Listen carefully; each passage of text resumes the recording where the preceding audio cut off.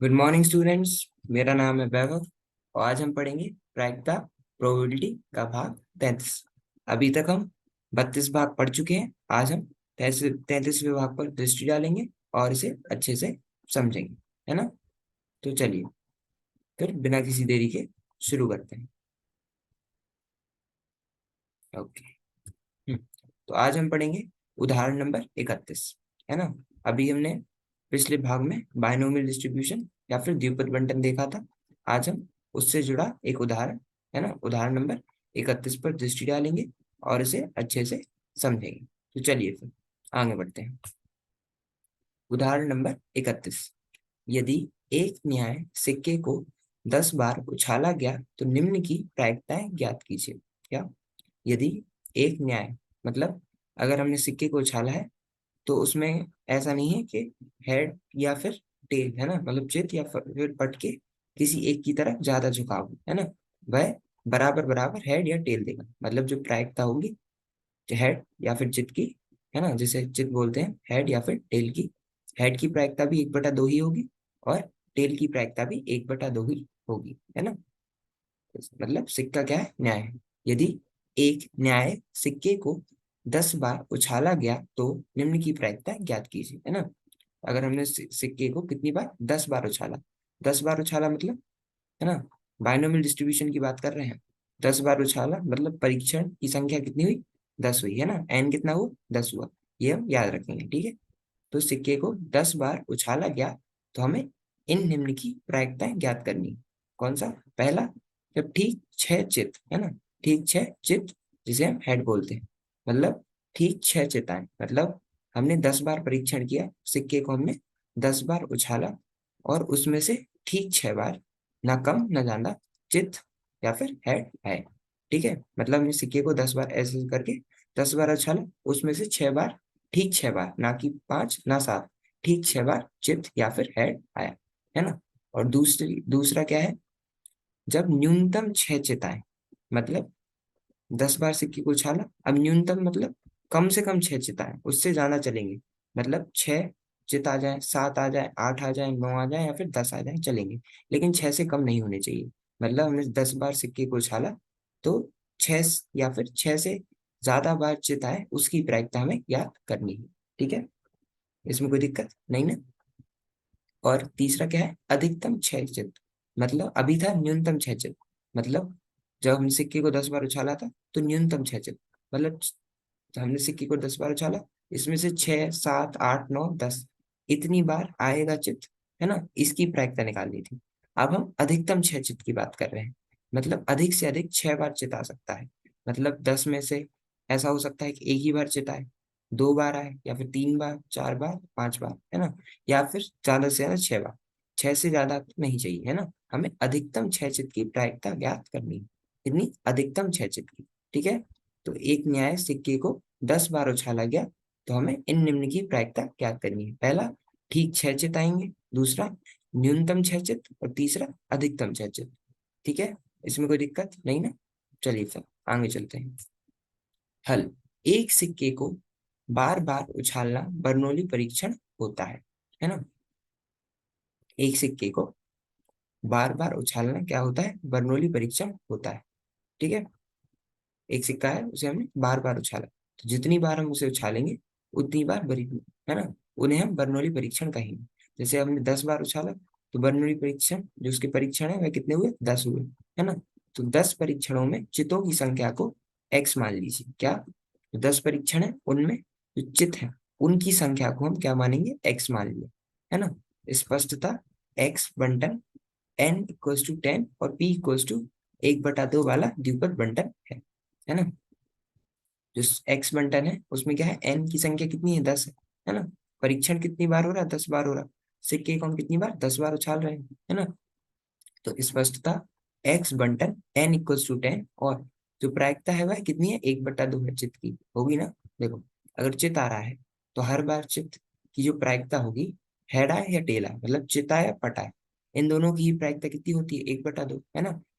एक सिक्का है, उसे हमने उछाला, चिताने की प्रायिकता 1/2 और पटाने की प्रायिकता भी 1/2, है ना। तो यहाँ पे n का मान कितना है? 10 है, क्योंकि n किसे परीक्षण को दर्शा रहा है, और परीक्षण कितना है 10 है, सिक्के को हमने 10 बार उछाला, और p का मान कितना है 1/2 है ना। तो स्पष्टता x बंटर n इक्वल्स टू 10 और p इक्वल्स टू 1/2 वाला क्या है, द्विपद बंटर है। ठीक है, इसमें कोई दिक्कत नहीं ना। चलो, इसलिए p जब x का मान स्मॉल x हो, है ना, मतलब जब x का मान कितना हुआ, स्मॉल x हुआ, तो उसकी प्रायिकता का सूत्र क्या था, एन सी एक्स गुणनफल q की घात n माइनस एक्स गुणनफल p की घात x। ये था ना, ये हमने पिछले भाग में निकाला था कि जब x का मान x हो तो उसकी प्रायिकता क्या होती है, एन सी एक्स, है ना, एन सी एक्स गुणनफल q n माइनस एक्स गुणनफल p की घात x, है ना। यहाँ पे n क्या है, n परीक्षण है, परीक्षणों की संख्या है, p क्या है, सफलता की प्रायिकता, और q क्या है, असफलता की प्रायिकता, है ना। और p प्लस q का जो योग होता है वह क्या होता है, 1 होता है ना। तो x का मान जब स्मॉल x हो तो उसकी प्रायिकता होती है एन सी एक्स गुणनफल q की घात n माइनस एक्स गुणनफल p की घात x, है ना। अब n कितना है, 10 है, मतलब परीक्षण की जो संख्या है वह कितनी है, 10 है, और प्रायिकता जो p की है ना, सफलता की प्रायिकता, मतलब चित आने की जो प्रायिकता है वह कितनी थी, 1/2 थी, है ना। तो p का मान कितना है, 1/2, और q क्या होता है, 1 - p। देखो, p है सफलता की प्रायिकता, q है सफलता की प्रायिकता, है ना। अगर सफलता की प्रायिकता 1/2 है तो असफलता की प्रायिकता भी कितनी होगी, 1/2 होगी, है ना। q क्या होता है, 1 - p होता है। p और q इन दोनों का योग कितना होता है, हमेशा 1 होता है ना, होता है। तो p plus q equals to 1, तो q क्या होगा, 1 - p, है ना। तो q इक्वल्स टू 1 - 1 - 2, सॉरी 1 - 1/2, मतलब एक में से हम 1/2 को घटाएंगे तो q का मान कितना आएगा, 1/2 ही आएगा। तो हमारे पास परीक्षण की संख्या n कितनी है, 10 है, p की प्रायिकता है, मतलब p का मान कितना है, 1/2, और q का मान भी कितना है, 1/2 है। ठीक है, अब हम इन सब का मान यहाँ पे रखेंगे, तो p x equals to small x क्या हो जाएगा, n की जगह 10 लेंगे तो 10 cx गुणनफल q की जगह 1/2 आएगा, है ना, क्योंकि q क्या है, 1/2, 1/2 की घात n माइनस एक्स, एन का मान कितना था, 10, तो 10 - x गुणनफल p कितना है, 1/2, 1/2 और उसकी घात x, है ना, हुआ। तो इसे हम क्या लिख सकते हैं, 10 cx गुणनफल 1/2 की घात 10 लिख सकते हैं। कैसे, 10 cx, है ना, यहाँ से आ गया गुणनफल, अभी 1/2 है, 10 - x और गुणनफल 1/2 x, मतलब 1/2 की घात 10 गुणनफल, है ना, 10 - x है ना। और यहाँ पे x दिया हुआ है, 1/2 की घात x, तो इनका हम गुणनफल करेंगे तो कितना आएगा, 1/2 की घात 10 आएगा। तो 10 - x घात है, इसका मतलब 1/2 की घात 10 - मतलब 1/2 की घात 10, है ना, 1/2 की घात 10 बटा 1/2 की घात x, है ना, क्योंकि माइनस एक्स है, ऊपर माइनस है तो नीचे क्या होगा, प्लस आ जाएगा। तो 1/2 की घात 10 बटा 1/2 की घात x ये आ जाएगा। और इसका जब हम गुणनफल करेंगे 1/2 की घात x से, तो इधर से ये ऊपर से नीचे वाला 1/2 की घात x कट जाएगा, तो हमारा उत्तर क्या आएगा, 10 cx गुणनफल 1/2 की घात 10 आएगा। ठीक है, इसमें कोई दिक्कत नहीं ना। चलो, अब अब हम निकालेंगे हमारे तीनों केस जो है ना, जिनकी हमें प्रायिकता ज्ञात करनी है, ठीक क्षयचित, न्यूनतम क्षयचित और अधिकतम क्षयचित, है ना। तो ठीक क्षयचित की प्रायिकता जब x का मान 6 हो, है ना, ठीक चाहिए, मतलब x का मान 6 है, x किसे लिया था हम, 10 परीक्षणों में चितों की संख्या को, मतलब इन 10 परीक्षणों में जितने चित आएंगे उनकी संख्या को हमने x से निरूपित किया था, है ना। तो जब x का मान 6 होगा तो उसकी प्रायिकता कितनी होगी, ये हमारे पास सूत्र है, हम इसे लगा सकते हैं। अब हमें यहाँ पे बस x का मान बदलना है, तो जब x का मान 6 है ना, तो ये आ जाएगा, x की जगह 6 आ जाएगा, क्या आएगा, 10 c6 गुणनफल 1/2 की घात 10, है ना, 10 c6 है गुणनफल 1/2 की घात 10। हमने क्या किया, x की जगह 6 कर दिया, है ना। अब देखो, संयोजन जिसे हम कॉम्बिनेशन बोलते हैं, उसे हम उसके सूत्र से हम कैसे उत्तर निकालते हैं, 10 cx का मतलब 10 कितना है, पूरा परीक्षण, है ना, परीक्षण की संख्या, तो 10 का फैक्टोरियल बटा, है ना, 6 का फैक्टोरियल, है ना, गुणनफल 10 में से 6 को घटाएंगे उसका फैक्टोरियल, तो 10 का फैक्टोरियल बटा 6 का फैक्टोरियल गुणा, है ना, 10 में से 6 घटाए 4 गुणा 4 का फैक्टोरियल, है ना। और 1/2 की घात 10 को 1/2 और 2 की घात 10 लिख सकते हैं, है ना। तो 10 की घात, इसे हम सॉल्व करेंगे, है ना, इसे हम और अभी काटेंगे तो हमारा उत्तर कितना आएगा, 105/512 आएगा। ठीक है, इसे हम सॉल्व करेंगे तो कितना आएगा, 105/512 आएगा। तो हमने क्या किया, पहले x का मान स्मॉल x है, उस पर प्रायिकता निकाली, उससे हमने एक सूत्र बनाया, और अब इसकी मदद से हम इन तीनों की प्रायिकता निकाल रहे हैं, है ना। ठीक क्षयचित, न्यूनतम क्षयचित और अधिकतम क्षयचित। ठीक है, तो ठीक क्षयचित के लिए हमने x का मान 6 रखा, तो कितना है, 10c 6 गुणनफल 1/2 की घात 10, जिसे हम 10 का फैक्टोरियल बटा 6 का फैक्टोरियल गुणनफल 4 बटा का फैक्टोरियल के रूप में लिखेंगे, और उसके बाद गुणनफल 1/2 की घात 10, है ना। और इसे हम आगे सॉल्व और हल करेंगे तो हमारा उत्तर आएगा 105/512। ठीक है, इसमें कोई दिक्कत नहीं ना। चलो अब हम निकालेंगे न्यूनतम क्षयचित। अभी हमने क्या निकाला, ठीक क्षयचित, है ना, मतलब फिक्स 6 ही चित चाहिए थे, मतलब 6 ही हेड चाहिए थे। अब हमें निकालना है न्यूनतम क्षयचित, मतलब कम से कम क्षयचित, है ना। कम से कम 6 हेड चाहिए हमें, उससे ज्यादा चलेंगे, मतलब 10 बार सिक्के को उछाला तो न्यूनतम मिनिमम, है ना, हमें 6 बार चित या हेड चाहिए मिनिमम, है ना। 6 से ऊपर चलेगा, मतलब 6 चित, 7 चित, 8 चित चलेगा, लेकिन 6 से कम नहीं होनी चाहिए। तो हमें इसकी प्रायिकता निकाल ली। तो P न्यूनतम 6 चित, मतलब P जब x का मान 6 या 6 से अधिक हो, है ना। P जब x का मान 6 या 6 से अधिक हो, तो जब x का मान 6 या 6 से अधिक हो, मतलब जब x का मान 6 हो उसकी प्रायिकता, प्लस जब x का मान 7 हो उसकी प्रायिकता, प्लस जब x का मान 8 हो उसकी प्रायिकता, प्लस जब x का मान 9 हो उसकी प्रायिकता, प्लस जब x का मान 10 हो उसकी प्रायिकता, है ना। 10 तक चले जाएंगे क्योंकि परीक्षण कितने हैं, परीक्षण की संख्या ही 10 है ना। और हमें क्या चाहिए था, 6 या 6 से अधिक, है ना, क्योंकि न्यूनतम 6 था, है ना। न्यूनतम 6 चित, मतलब 6 या फिर 6 से अधिक बार चित आए हो, है ना।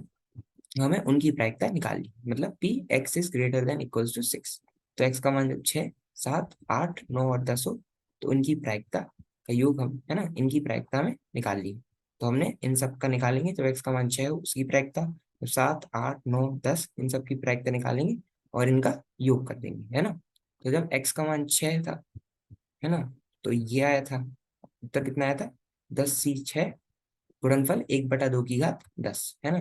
तो क्या हुआ, 10c6 गुणनफल 1/2 की घात 10, प्लस जब x का मान 7 था, है ना, तो x का मान 7 की में हम क्या करेंगे, x की जगह 7 रख देंगे, है ना। तो प्लस 10c7 गुणनफल 1/2 की घात 10, प्लस जब x का मान 8 हो, है ना, तो प्लस 10c8, x की जगह 8 है, 10c8 गुणनफल 1/2 की घात 10, प्लस जब x का मान कितना हो, 9, है ना। सूत्र क्या था, देखो एक बार फिर से देख लो। सूत्र था एन सी एक्स गुणनफल क्यू एन माइनस एक्स गुणनफल पी एक्स, जिससे हम जब संख्या, है ना, ये हमने इनकी मान रखा, तो ये हमारा सूत्र कुछ इस प्रकार से आया, क्या है, 10 cx गुणनफल 1/2 की घात 10। और हमें यहाँ क्या करना है, x की जगह बस जितनी बार चित आया है उसकी संख्या रखनी है ना। तो 10c9 गुणनफल 1/2 की घात 10, प्लस जब x का मान 10 हो तो उसकी प्रायिकता निकाली, तो क्या हुआ, 10c10 गुणनफल 1/2 की घात 10। अब हम इन सब का हल करेंगे तो क्या आएगा, 10 फैक्टोरियल बटा 6 बटा, है ना, 1 बटा, देखो ये है। अब हम इसे 1/2 की घात 10 जो कि सब में आ रहा है, तो इसे हम कॉमन ले लेंगे, मतलब बाहर निकाल लेंगे, है ना। तो ये इन सब से बाहर आ गया 1/2 की घात 10।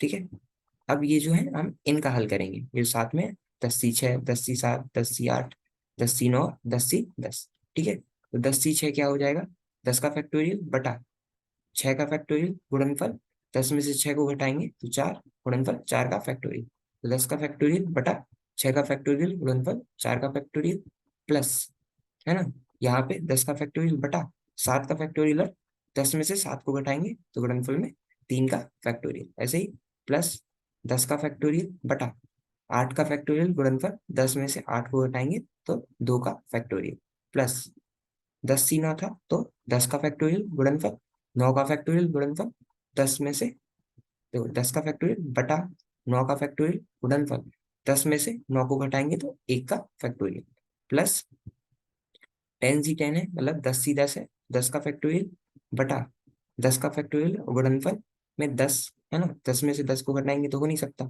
तो 10 का फैक्टोरियल बटा 10 का फैक्टोरियल, है ना।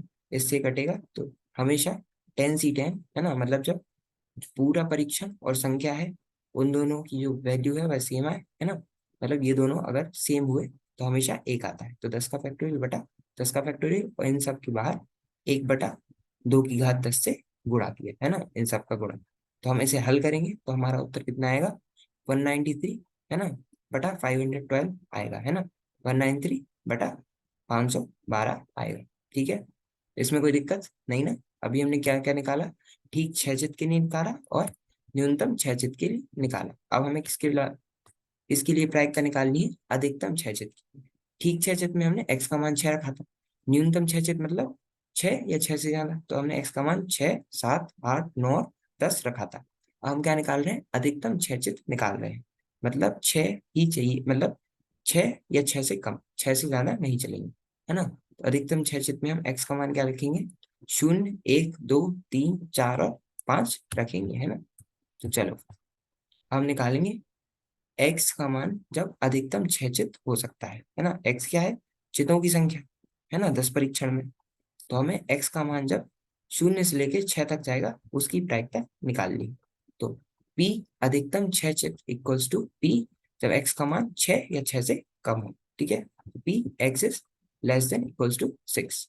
तो x जब 6 या 6 से कम होगा, मतलब x का मान जब 0 हो, 1 हो, 2 हो, 3 हो, 4 हो, 5 हो या 6 हो, है ना, 6 से ऊपर नहीं चलेगा। तो जब x का मान 0 से लेके 6 तक हो, इनकी हम प्रायिकता निकालेंगे और इनका योग करेंगे। तो जब p x इक्वल्स टू 0, मतलब x का मान जब 0 हो तो उसकी प्रायिकता क्या होगी, 1/2 की घात 10 होगी, है ना। तो यहाँ पे अगर हम देखो, हाँ c है ना, इसका मान 0 रखेंगे तो ये कितना आएगा, 1 आएगा, है ना। हमेशा क्या होता है, जब c, ये 10c0 मतलब 10 की जगह अगर कुछ भी हो, लेकिन c की यहाँ पे अगर 0 हो तो क्या आता है, हमेशा 1 आता है। ठीक है, तो यहाँ पे क्या आएगा, 1/2 की घात 10 प्लस जब x का मान 1 हो तो मतलब 10c1 गुणनफल 1/2 की घात 10, है ना। क्या किया, x की जगह 1 रख दी, प्लस जब x का मान 2 तो क्या होगा, 10c2 गुणनफल 1/2 की घात 10, प्लस जब x का मान 3 हो तो 10c3 गुणनफल 1/2 की घात 10, प्लस जब x का मान 4 हो तो प्रायिकता क्या होगी, 10c4 गुणनफल 1/2 की घात 10, प्लस जब x का मान 5 हो तो प्रायिकता होगी 10c5 गुणनफल 1/2 की घात 10, प्लस जब x का मान 6 हो तो प्रायिकता होगी 10c6 गुणनफल 1/2 की घात 10, है ना।